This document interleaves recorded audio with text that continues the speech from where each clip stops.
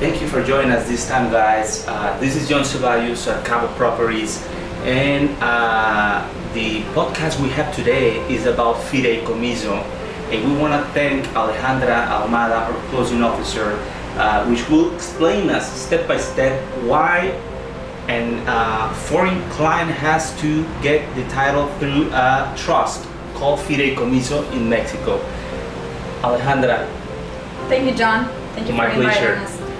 Yeah, well, every foreigner that is going to be applying a property in Mexico, exactly here in Los Cabos, we are in a restricted zone. So by law, there has to be a trust, or in this case, named Fideicomiso. Thank you, Alejandra. Frequently asked question from the clients. If I'm not Mexican, how do I acquire property in Mexico? As you know, Los Cabos is in a restricted zone. Why? Because this is 50 kilometers from coastline. Every foreign needs to buy a property through a trust.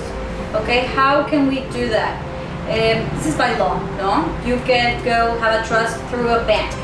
It will be a fiduciary, but you have the full beneficiary of this property in Cabo, okay? Sorry, Alejandra, the interruption. Who becomes the fiduciary bank in a real estate transaction? The developer, the seller, the buyer, the real estate broker, the closing officer. Who and why? This is really up to the buyer. No, normally closing coordinator always can suggest. We always suggest a smaller bank. This is for procedures. A smaller banks, they have less steps. It's easier to communicate with them. Obviously, the yearly fees are lower. So we always do a recommendation, but it's very up to the buyer, no? From there, it's very simple. We need very basic documents.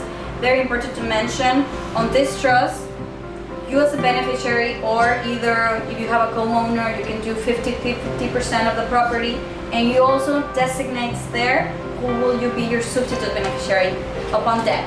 So in that case, you also are protected. So you don't have to avoid any extra procedures in the case of death. It's mentioned in there, and it will go automatically to your substitutes, okay? It's really an administrative process. So guys, it's very important to see in your purchase offer or the promissory trust agreement, the buyer has the right to pick up the fiduciary bank at her choice. And our closing officer and attorneys will suggest always the best option for you in price and terms. Alejandra, another question from my clients. They have a company in the US. Can they acquire through an LLC?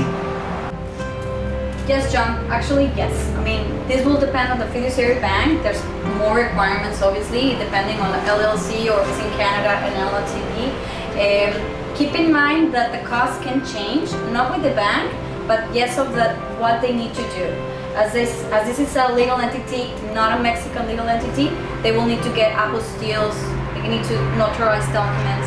They will have to be translated documents. So, for put an example, sometimes operation agreements, articles of incorporations, are paperwork that more than 100 pages. So they will need to translate the 100 pages. So basically, to keep in mind, the cost can change on whatever documents they will have. Not with the trust, it's the same thing, but yes, because they need to be legal in Mexico. So that's the extra cost. So the yearly fees is exactly the same buying through a corporation and an individual. Yes. Because the cost will change from the closing cost because they have to hire a translator. Mm-hmm. They will get translator, apostilles. They will have to send original documents if they're with the FedEx, and so everything's like an extra cost. It depends on LLC. Some LLCs have not many documents. Actually, they create the LLCs for these properties, but in the case that they want to put it on trust or anything that is already incorporated, they will need to have that. Keep it in mind, okay? Okay, this is a tutorial. It's very important for our clients to know what documentation do you need from LLC to start this process. LLCs, it depends on the state.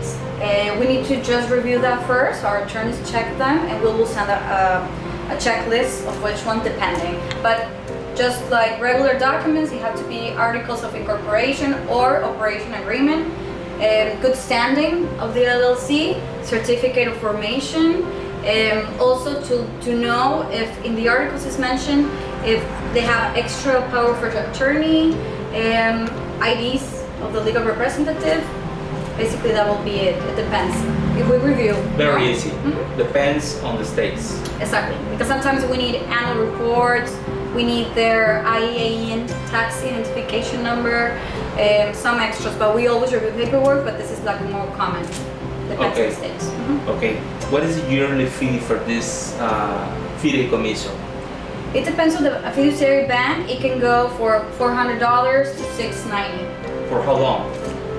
This is a yearly payment, but the trust, whenever it's constituted, is for 50 years. 50 years. What happens after 50 years, Alejandra? You can renewal.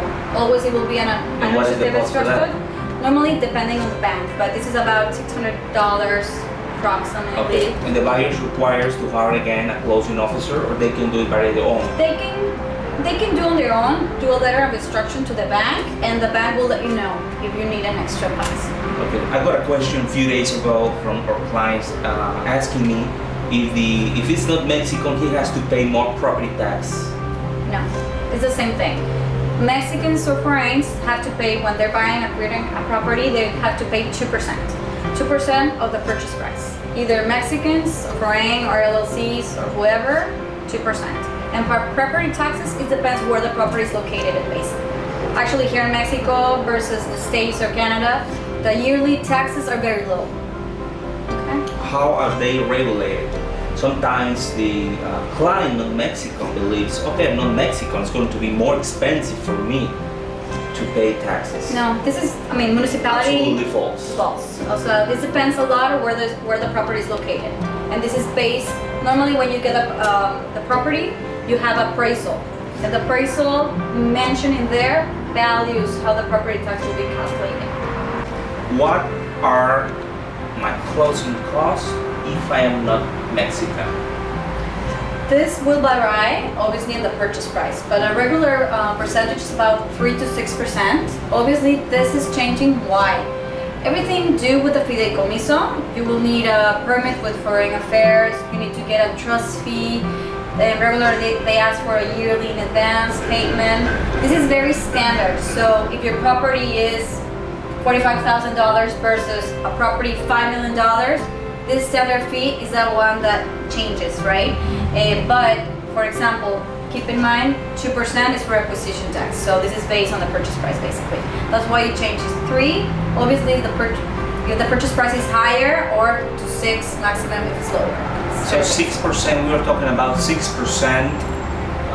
is the closing cost from the purchase price. That's an average. Yes, 3 to 6. What this is including? Trust, notary fees, the acquisition tax, secure title tax, closing coordinator, escrow, everything will be included. Everything, any document required by the notary. So this is basically always in your mind to keep 3 to 6%. What about if my client wants to open a Mexican corporation? What is the difference between opening Fideicomiso and to open a Mexican corporation regarding the cost? Is there a difference in cost? Yes, obviously to save everything about the trust. This is a common question too. This is it's a suggestion if they're gonna buy different properties. But if not, they have to be by the law. If you're going to do a legal entity from Mexico, they need to pay taxes. They need to pay yearly taxes. You need to get an accountant. You need to get, even if you are in serious on taxes, if something happens, you need to have that. So for example, an accountant normally asks like $150 a month based on, if you compare to a trust, you pay $400 a year. So it's really up to if you're planning to have different properties, maybe. Or several properties. Exactly. If the client decides to buy several properties, they can open a Mexican corporation. That way, if he decides to sell unit by unit, they can use a fiscal Mexican strategy Exactly. to reduce the taxes. It depends really on what you're doing. If this is one thing property, I would recommend a trust. It's easier. You have more time, obviously, regular time to get a constitution of a trust. If you have all documents and all the funds to start working, it's about 45 to 60 years. Obviously, if you have a Mexican corporation, it will take to 30, 45 days, right? This is if you have them already, no? If not, you have to get a lawyer, you have to get the process of that, and afterwards you need to get what I just mentioned before, no? An accountant, follow up. And what is the cost to open a Mexican corporation? It depends. They have to go to how the lawyer is gonna charge you, how the notary. He also has to go registered, no? Average. 11,000 pesos is the average to open, let's say $700, $600 to open a Mexican corporation, plus the accountant fees. Monthly, no? This is a monthly. Even if you are saying that you're doing zero taxes, you have to pay the accountant, no? So it's really a corporation that you need to know. It depends, no? If you have several properties and this is for many investments, yes, but if not, go for a trust. Alejandra, there is another question from my customers. Your company's secret title is the preference that Cabo Properties has because of the high quality you provide of services to my customers. Now, my client needs to get a different attorney to get advice. This is not necessary. The closing is very standard. We also have attorneys, real estate attorneys in our offices. Every case that you send us or the other agencies or whoever, it's assigned by an attorney, no? So it's really up to the client, no? Sometimes they use we working also with they have their attorneys in the States. We also can share this, but we have everything. It's very standard. We review contracts, we do also escrow agreements, we work with the notaries, we work with the trust. You only have one point of contact, so I think it's always the best to do that this way. But yes, it's not an exclusive not that you need to do. We do closing coordination with all the parties, but this is very up to them. Another question. We found property for a client, and the client decided to submit an offer, and the offer is accepted in our pre-construction project at Cabo Properties. What can Secure Title do for our clients to protect him from there? The good points is working with you guys is that we already have all the documents from the seller, no, or the developer. So this helps everything to flow quickly. Why? We already review these papers, no? We have deeds, we have all the paperwork from the developer, we have also all the reviews, so we have everything to flow quickly. Why? As soon as you have the submitted offer, for the buyer we only need very general information, IDs, their contact information, so we can start very quickly. Excellent. What other diligence can you do for my client besides review the documentation from the seller, the corporation from the seller? What else can you do for my client to protect his rights? We check also, we do like a due diligence, right? Because we need to review documents, no? Who is the legal representative? Do they have the legal authority to sign and execute all the agreements or the promise to trust agreements also? We check that they have the deed, the paperwork that is explaining that they are actually the owners of the property. Okay. What are the documents that I'm expected to provide for the transaction? As a buyer, if you're buying as an individual, we need 2 IDs, no passport or a driver's license. We need their general information, a proof of address, not to confirm their contact information, their email, their mobile. In that point, also if we're starting, we need to know who will be their substitute designation on the trust and their IDs. Very simple documents that everyone has. Thank you, Alejandra, for this interview. This is a tutorial for my clients. Very, very common question. Obviously, we'll have more in the future, but this is very general. I will appreciate to be here with us at Cabo Properties. Thank you, John. Thank you for that time. Thank you, guys. Thanks a lot. See you next time, guys.